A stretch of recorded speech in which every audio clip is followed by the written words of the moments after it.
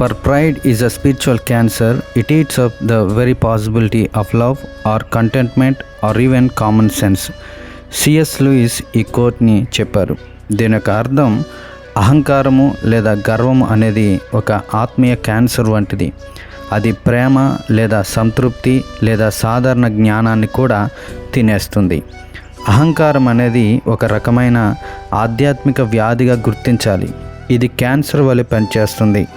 Cancer శరీరంలోని ఆరోగ్యకరమైన కణాలను నాశనం చేసినట్లు అహంకారము మనసులోని మంచి భావాలను అనగా ప్రేమ, సంతోషము, జ్ఞానము వంటి ఆత్మీయ గుణాలను పూర్తిగా తినేసే వ్యాధి లాంటిది. కాబట్టి విశ్వాసులు ఎల్లప్పుడూ వినయముతో దేవునిపై ఆధారపడి జీవించడం అలవర్చుకోవాలి. దేవుడు అలాంటి కృప ఇచ్చునుగాక. ఆమెన్.